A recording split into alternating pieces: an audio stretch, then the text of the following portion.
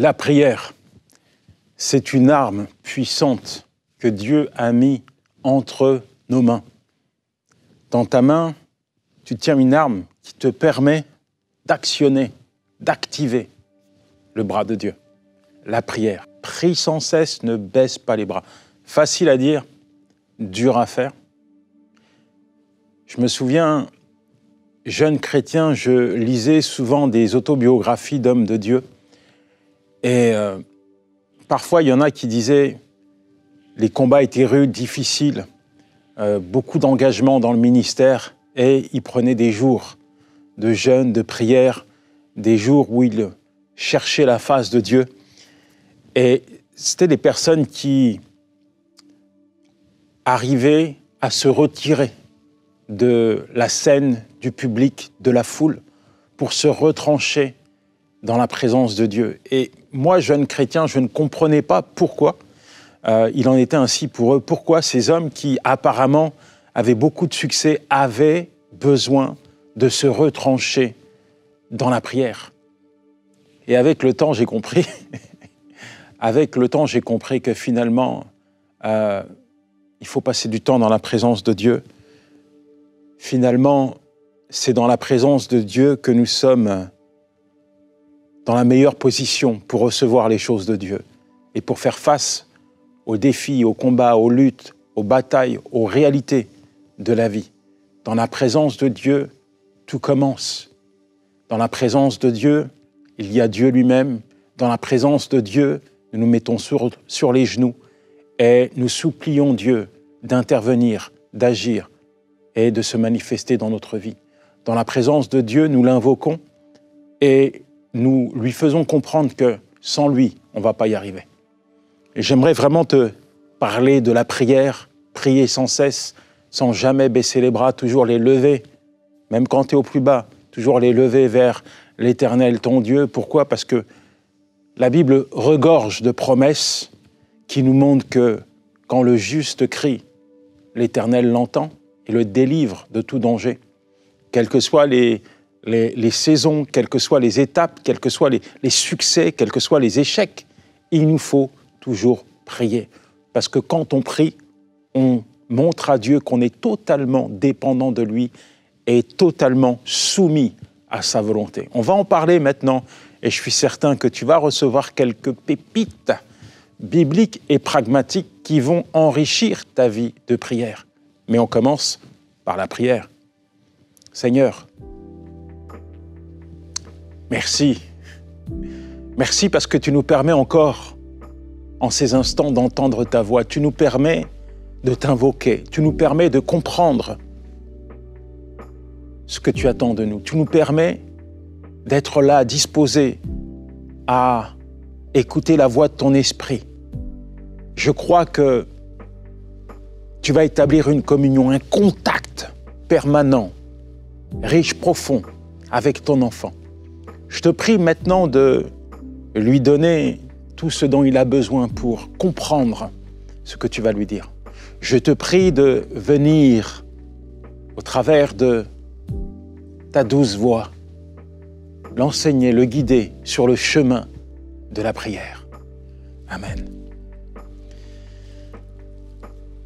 Il nous faut persévérer et être résilient dans la prière, c'est-à-dire disposer chaque jour à nous adapter à la situation. Quand tu traverses des tempêtes, c'est vrai que tu n'as pas envie de lever les bras, c'est vrai que parfois tu te sens comme emmuselé par la situation, mais il n'en demeure pas moins qu'il te faut prier. Il te faut faire preuve de résilience, c'est-à-dire qu'il faut que tu puisses avoir la capacité, le réflexe de prier. Parce que c'est là que tu vas être fortifié, c'est dans la présence de Dieu que tu vas recevoir un toucher de sa part. J'ai 6 enfants et je pourrais t'écrire un livre. Lorsqu'ils étaient petits, à chaque fois qu'ils avaient un problème, ils criaient papa ou ils criaient maman. Et ça, c'est juste ce que nous devons faire en tant qu'enfants de Dieu. À chaque fois qu'il y a un problème, on doit crier papa, parce que Sans lui, on ne peut pas faire face aux problèmes. Alors bien sûr, on peut le remercier, bien sûr, il faut être gratifiant, bien sûr, il faut le louer, bien sûr, il faut l'exalter, le glorifier. Mais quand tu traverses une tempête, il faut aussi l'invoquer. Père, j'ai besoin de toi. Père, viens à mon secours. Il ne s'agit pas de laisser une situation te mettre en porte-à-faux avec ton papa. Il ne s'agit pas de permettre à une situation de t'emmuseler psychologiquement, de t'enfermer et de te laisser croire que Dieu n'entendra pas tes cris. Il ne s'agit pas de ça. Il s'agit plutôt d'utiliser n'importe quelle circonstance finalement pour te retrancher dans la prière. Et il faut prier avec persévérance. Il faut être déterminé. Mon deuxième point, c'est le rôle de la foi dans les défis de la vie. Il faut que tu comprennes que la foi, c'est la ferme assurance des choses qu'on espère, la démonstration de celles qu'on ne voit pas. Hébreux 11, verset 1. Un verset que tu connais, que tu as récité, cité, proclamé. Mais est-ce que tu le vis, ça? Est-ce que tu es convaincu que tu peux t'attendre à Dieu? Quand tu lui demandes quelque chose, il le fait. Et tu dois être convaincu que finalement, à partir du moment où tu as présenté une requête à Dieu, tu vas le voir agir dans ta vie. Dieu répond toujours. Pas toujours comme tu le veux, mais il répond toujours. Et la foi est le pont entre nos prières et les accomplissements de Dieu dans notre vie. La foi nous permet d'attendre, la foi nous permet de persévérer, la foi nous permet d'espérer. Est-ce que tu es déterminé quand tu pries? Est-ce que tu es convaincu que Dieu est le rémunérateur? Ça veut dire que Dieu va te récompenser parce que Dieu est le rémunérateur de ceux qui le cherchent. Est-ce que tu es convaincu que lorsque tu t'adresses à Dieu, tu peux t'attendre à lui? Dis avec moi, quand je m'adresse à Dieu, je peux m'attendre à lui. Maintenant, tu vas répéter encore, quand je m'adresse à Dieu, je dois m'attendre à lui. Répète encore, quand je m'adresse à Dieu, je dois m'attendre à lui. Oui, parce qu'il va agir. Alors, il te faut réellement comprendre que il ne s'agit pas de falquer ta foi sur les choses que tu vois. Il ne s'agit pas de laisser les choses que tu vis ici-bas altérer ta foi. Non, ta foi doit être enracinée dans la parole de Dieu. Ta foi doit être convaincue que Dieu va agir. Ta foi doit te pousser à être déterminé, à prier, à lever les bras vers Dieu et à t'attendre à lui. Quand tu lèves les bras vers Dieu, crois-moi, Dieu pose sa main sur toi. Quand Dieu pose sa main sur toi, il vient et il répond à tes prières. Seigneur, merci pour ton enfant. Oh mon Dieu, je te demande de venir poser ta main sur lui. Seigneur, je prie, Seigneur, pour cette personne qui est malade et qui s'attend à toi. Je prie pour cette personne qui entend ta voix à présent et qui est contraint, Seigneur, qui est allongé sur un lit d'hôpital, Seigneur, et qui s'attend à toi, qui chaque jour t'adresse une prière, qui chaque jour t'invoque, te supplie, te cherche. Je prie, Seigneur, pour que tu viennes récompenser sa foi. Seigneur, merci, Seigneur, parce que sa foi, Seigneur, va lui permettre maintenant d'expérimenter une totale guérison. Oui, Seigneur, merci, parce que tu poses ta main sur elle et tu agis. Éternel, mon Dieu, je prie pour toutes les personnes qui traversent des tempêtes, des saisons difficiles. Je prie, Seigneur, pour toutes ces personnes qui ont les yeux focalisés sur toi. Je prie afin que tu puisses maintenant intervenir dans leur vie, Seigneur. Merci, Père, parce que tu récompenses, tu rémunères, tu rétribues celui qui te cherche. Seigneur, merci pour la rétribution divine, Seigneur. Merci pour ton action dans sa vie, Père, dans le nom de Jésus. Oui, Seigneur, je prie pour qu'il voie ta main agir dans sa vie. Seigneur, quel que soit le domaine, je prie, Seigneur, pour que ses yeux puissent voir, contempler, Seigneur, les merveilles de ton exaucement. Dans le nom de Jésus. Alors que j'étais en train de prier, il y a une parole qui est descendue sur mon cœur qui disait ceci: ta foi sera le terrain du miraculeux. Ta foi sera le terrain du miraculeux. Ah Seigneur, ta foi sera le terrain du miraculeux, toi qui vis quelque chose d'impossible, le Seigneur te dit, parce que tu crois, tu verras. Toi qui vis une situation hyper compliquée, humainement parlant, il n'y a plus rien à faire. Le Seigneur te dit, parce que tu crois, tu verras ma gloire. Parce que tu crois, tu verras ma gloire. Ta foi sera le terrain du miraculeux. Quand tu pries, ça permet à Dieu de renouveler tes forces. Il te donne de la force, il te donne de l'espérance. En fait, quand tu es à bout de force et que tu invoques Dieu, c'est là qu'il commence à déployer sa force dans ta vie. Est-ce que tu comprends?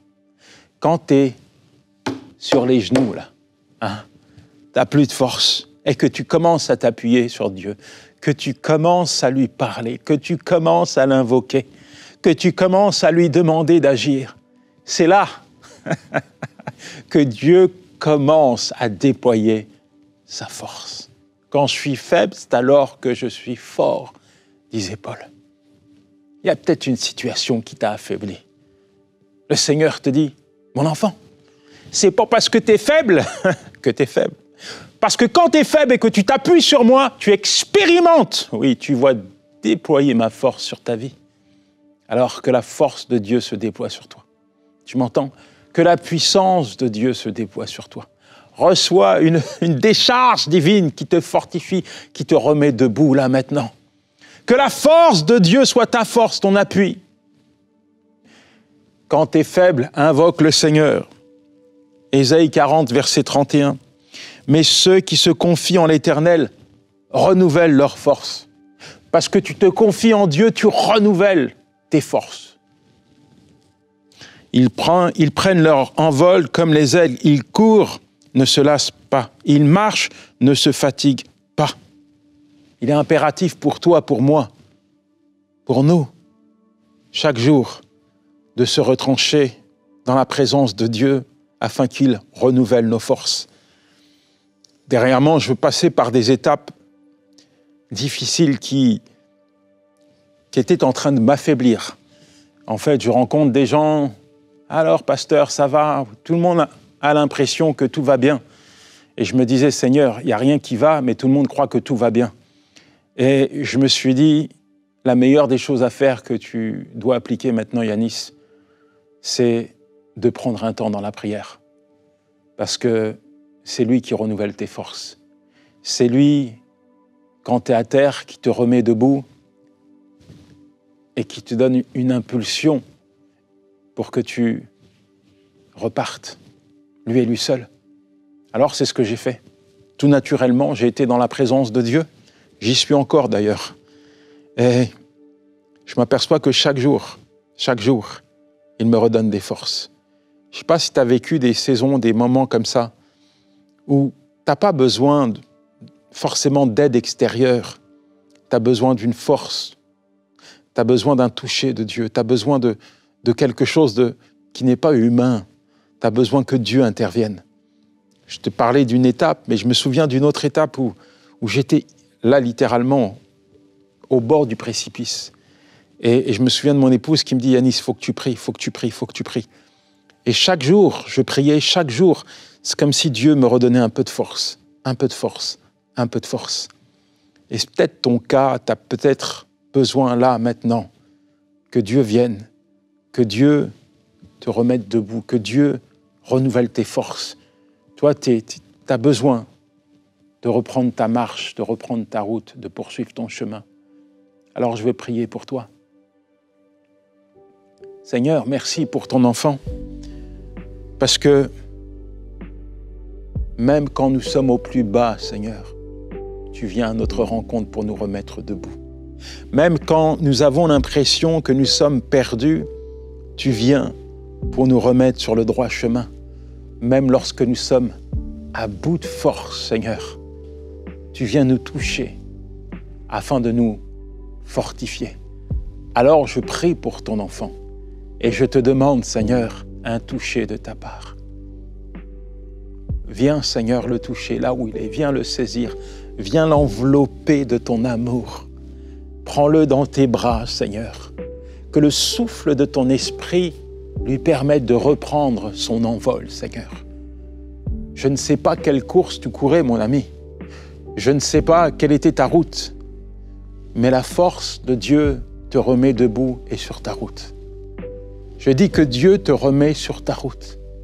Toi qui as envie de t'arrêter parce que c'est trop dur, c'est trop compliqué, le Seigneur te dit qu'il te remet sur la route qu'il a tracée pour toi. Garde cette parole dans ton cœur. Et puis, quand on persévère dans la prière, eh bien, on voit Dieu nous accorder le fruit, la réponse à nos prières. Je pense à cette veuve et le juge. Fais-moi justice. Mais je pense également tout simplement à cette parole du Seigneur qui dit « Cherchez, frappez, demandez, et vous allez me trouver, je vais vous répondre ». Je pense qu'il y a une vraie clé qui nous permet de vivre des victoires lorsque nous sommes déterminés à ne rien lâcher, lorsque nous sommes déterminés à frapper encore et encore, à prier, invoquer, supplier, exprimer notre besoin au Seigneur. Je crois qu'il y a une victoire, je crois que Dieu honore ceux qui persévèrent. Et la persévérance sera la clé qui va te permettre d'ouvrir les portes de l'impossible. La persévérance va te permettre d'expérimenter quelque chose d'incroyable, d'inimaginable. Persévère, ne t'arrête pas. Tu as envie de t'arrêter, Dieu te dit persévère, continue de me chercher. Tu as envie de tout stopper parce que c'est trop dur et trop compliqué et trop pesant, tu as envie de passer à autre chose, mais Dieu te dit persévère, ne t'arrête pas, ne t'arrête pas, ne t'arrête surtout pas, persévère, parce que je vais te répondre, parce que je vais intervenir, parce que je vais agir dans ta vie. Il y a peut-être des résistances, tu sais, comme Daniel, au bout de 21 jours, tout à coup, il voit l'exaucement de ses prières. Il y a peut-être des oppositions dans ta vie. Il y a peut-être l'ennemi qui essaie de te décourager, de t'empêcher de vaquer à la prière. Il a vu ta détermination, mais il veut la saper, l'arrêter, la détruire. Il a vu ta consécration, mais il s'acharne sur toi, histoire de briser toute ton espérance, ta détermination. Ne l'écoute pas, c'est un menteur. Il est même peut-être en train de te dire, ça ne sert à rien de prier, ça ne sert à rien d'invoquer le Seigneur, ça ne sert à rien de persévérer dans ton attitude. Arrête, stop l'affaire, ça ne marche pas pour toi. C'est un menteur. Il ne faut pas l'écouter. Écoute le Seigneur qui te dit persévère. Persévère avec foi, avec détermination. Crois que Dieu a préparé quelque chose pour toi. Et il faut que tu agisses. C'est l'importance de l'action. L'importance de passer à l'action, ce n'est pas parce que tu ne vois pas que Dieu ne travaille pas. Ce n'est pas parce que tu ne vois rien qu'il faut t'arrêter. Dieu prépare. Dis avec moi, il prépare une bénédiction. Il prépare mon exaucement. Répète encore, Dieu prépare ma bénédiction. Dieu prépare mon exaucement. Dieu travaille souvent dans les coulisses. Dans les coulisses, dans le silence, Dieu prépare la réponse à ta prière. Dans le silence, alors que tu ne le vois pas, alors qu'il n'y a rien de perceptible, Dieu prépare. Et quand Dieu entre en scène, boum, la situation change. Ça va changer pour toi. Je dis que ça va changer pour toi parce que Dieu a préparé quelque chose. Dieu a préparé ton exaucement. Dieu a préparé la réponse à ta requête. Alors persévère, ne t'arrête pas. Persévère, ne lâche rien, n'écoute pas les mensonges du diable et crois fermement que Dieu va agir. Et quand Dieu va agir, tu seras fier de toi. Tout comme Dieu est fier de toi, tu seras fier de toi.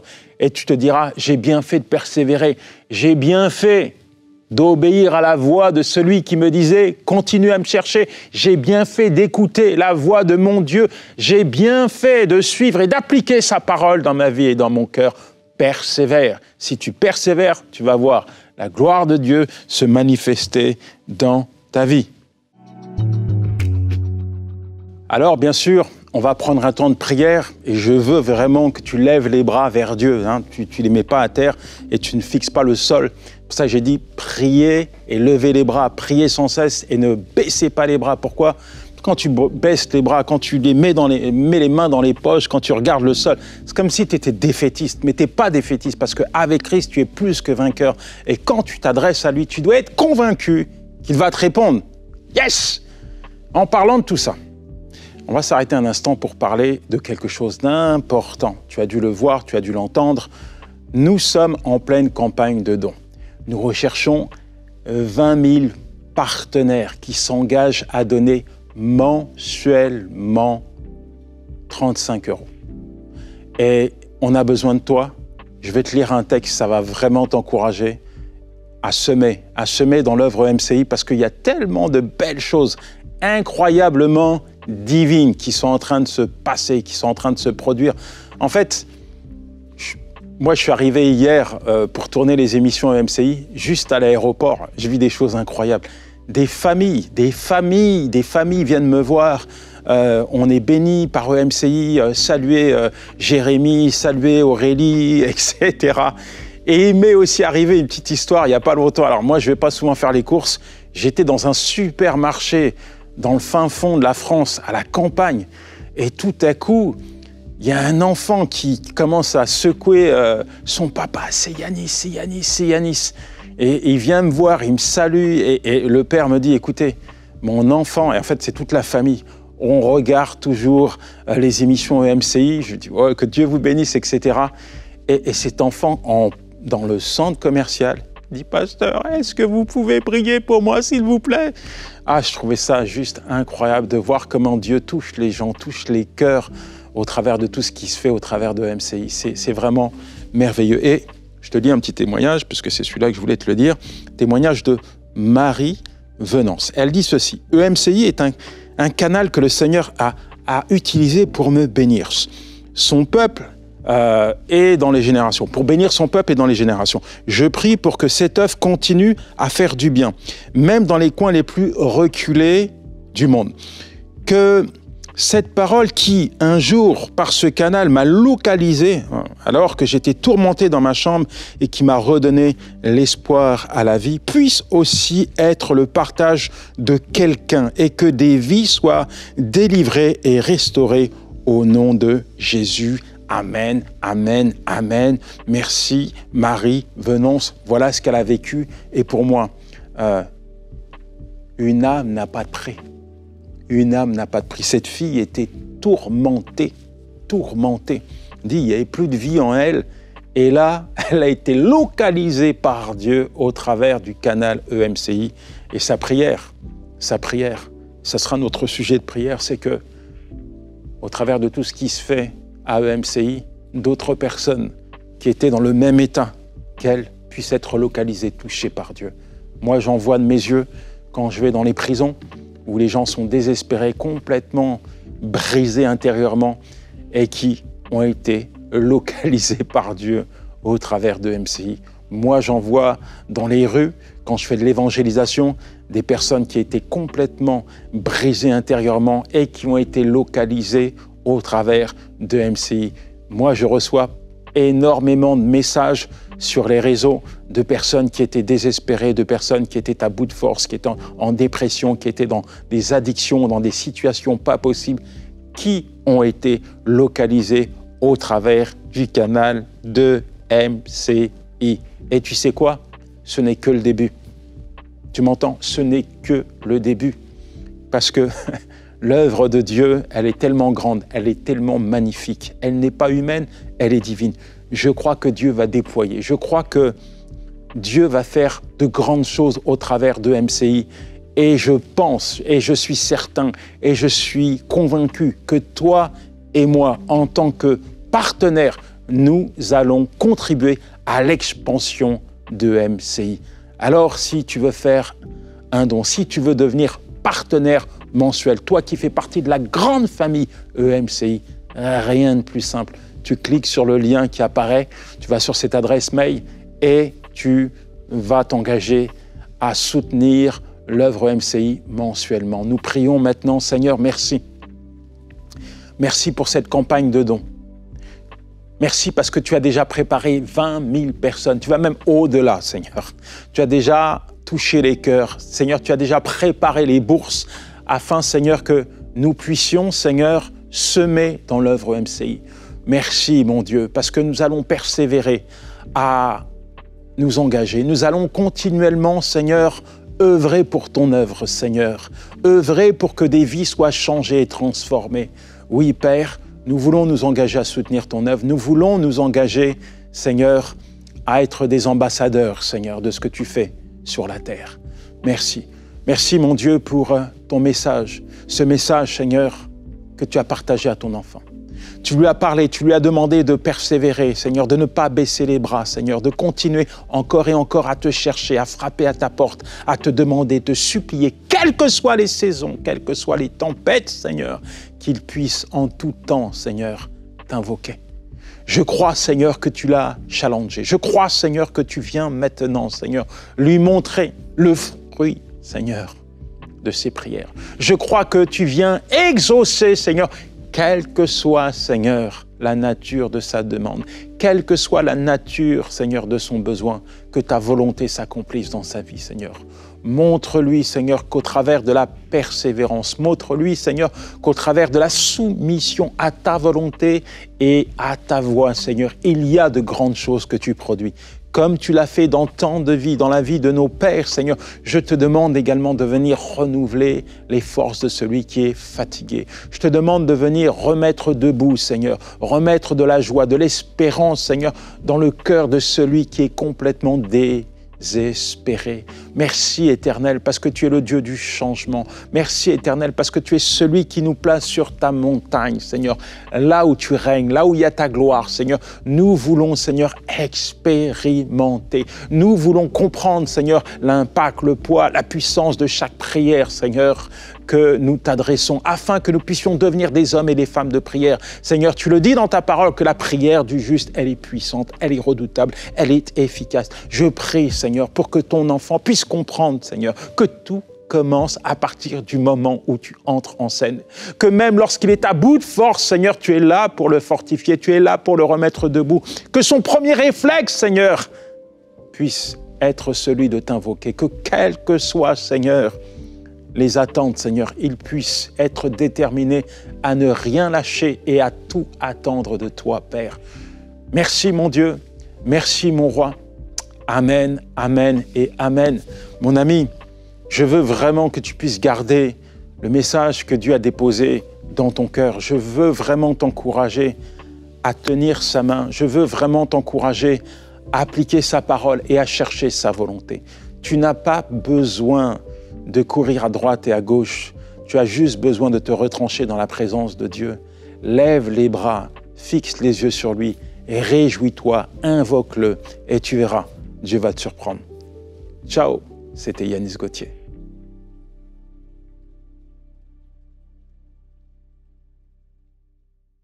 Lorsqu'on a reçu la vision d'enseigne-moi.com en 2004, personne n'aurait imaginé l'impact que ça allait avoir.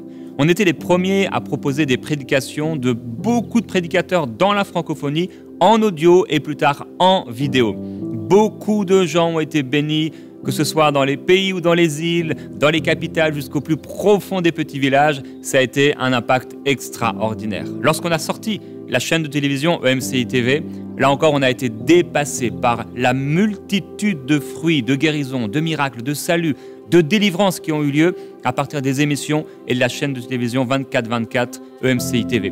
Aujourd'hui, on sort l'application Ma Bible et on est persuadé, car Dieu nous a parlé, que cela va avoir un impact considérable partout dans la francophonie, mais même au-delà, et que vous allez être énormément bénis par cet outil. Alors, je veux vous encourager à devenir aujourd'hui partenaire avec EMCI pour que cet outil voit le jour et que nous puissions aller à une autre dimension. Merci à tous ceux qui aujourd'hui prennent la décision de devenir partenaires. Dès maintenant, faites partie des 20 000 partenaires mensuels qui porteront la vision d'EMCI et qui l'amèneront encore plus loin. Pour faire votre don, rendez-vous sur emcitv.com/20 000.